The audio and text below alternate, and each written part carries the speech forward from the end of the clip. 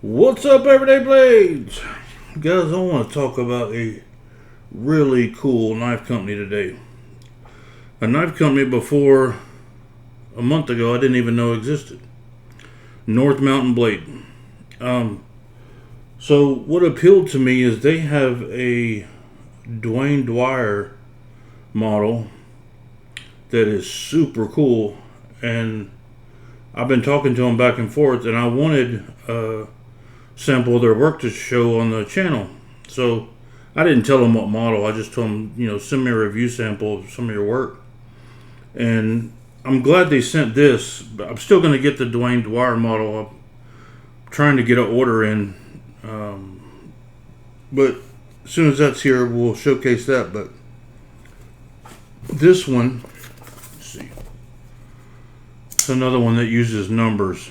North Mountain Blade 2406 hot rod button lock, chap 2 number 2, and the blade steel is SLD Magic Sanmai, and this is G10 with the Rodden hot rod. Look at that Sanmai blade. How cool is that? Now pretty much all of their knives, or most of them that I saw on the website, have this same steel.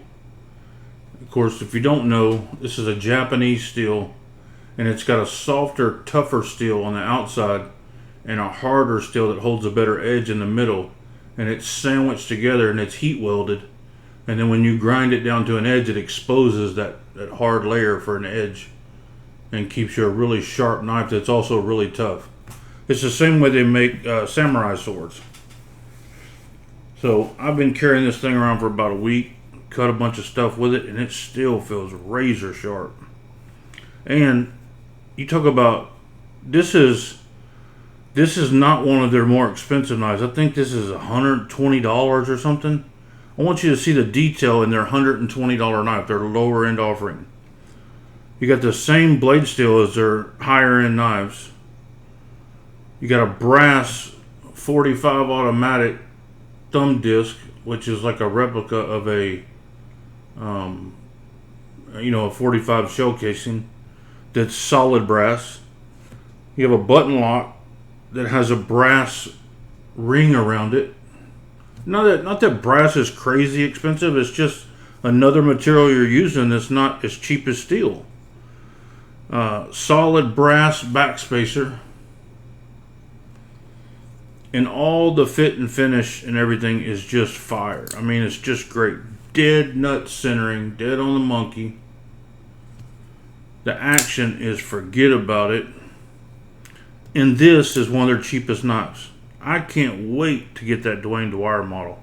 Not to mention it's a good looking killer. It's, titanium scales, and it's like $300. I mean, don't get me wrong, $300 is a lot of money. But Dwayne Dwyer costs you $2,000. Where else are you going to get one?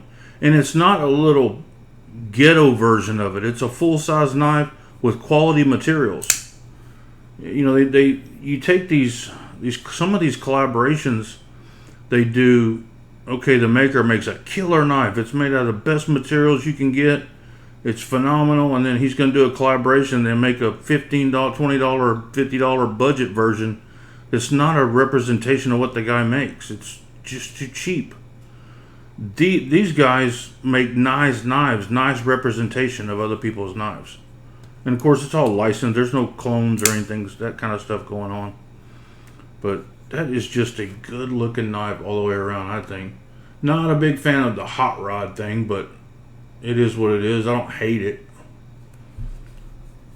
It's just painted on G10. That's probably one they had that wasn't selling, so they threw it to a little video YouTuber. And I'm grateful, because it's a phenomenal knife. You'd think I'd be disappointed that I didn't get the Dwayne Dwyer, and I'm not, because I'm still going to get it. I'm gonna order it. But I wanted to see the quality of their stuff. I didn't want to spend a bunch of money on junk. And I can tell you, I put my word that this knife is quality. And I believe that the rest of their knives are as well. All the knives they make anyway. Somebody who makes this knife cares. They give a damn about what they're building. Clip is recessed into the G10. Nice large hardware, either T8 or T10. You can button lock action, you can thumb disc, or you can flipper tab. Triple threat. North Mountain blades. I'm a fan. I can't wait to get that Dwayne Dwyer. I'm gonna show you guys, and we're gonna check it out together. But I'm definitely a fan. 120 bucks. You can't beat this. I can't remember if it was 120 or 130, but I'm pretty sure it's 120. If you like this knife, you like the way it looks, you'll love the knife. And I love that blade.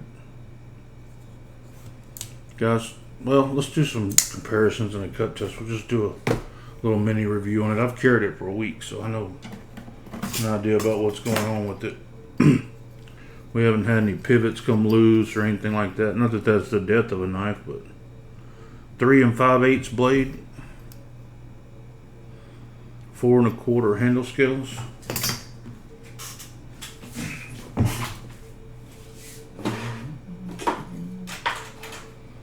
We'll look at it up against the Rat 1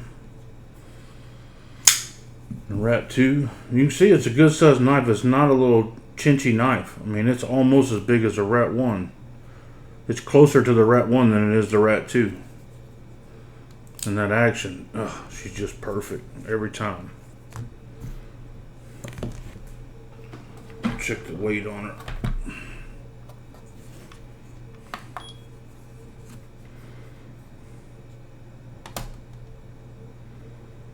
.3 ounces. For that big bulky knife, that's really good. And it's not bulky as in it's going to bother you. It's just got mass to it. It's not a little chinchy knife. It's a man's knife.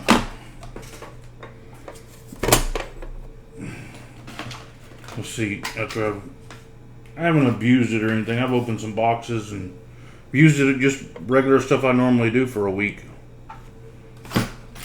We'll see how she's holding up.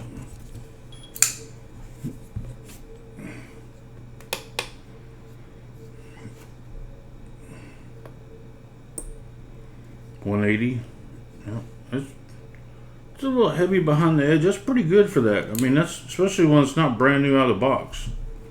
I was talking to one of my other buddies, he's a big YouTuber, about this sharpness tester, and I was telling him, hey, you want to do a sharpening contest and see who can take like a field sharpener and get a knife the sharpest in a certain amount of time frame. And he's like, yeah, we can do that, but you can cheat that test. Turns out, and I watched his videos after that, I kind of feel bad I didn't see his videos, but you get so busy making your own, you don't get a chance to see other people's videos sometimes. The quicker you push that thing through, it gives you a lower score. You can manipulate it pretty good. Besides, he's like a world-renowned knife sharpener. I wasn't going to beat him anyway. It was more to show how well these new field sharpeners work from WorkSharp. I confess I think I have 7 knife sharpening systems, fixed angle sharpening systems, and I use that field sharpener more times than I use any of those. It's just a great little sharpener, a little diamond sharpener.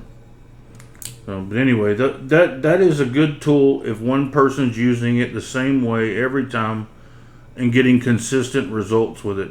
Because if you push faster or harder or lighter, it's going to give you different results. And you can manipulate it. But if you're doing it for yourself, you're not trying to manipulate it. You're trying to get a good, accurate scientific reading. So, guys, thanks for watching. God bless you and your families. Say a prayer for our country. Good night.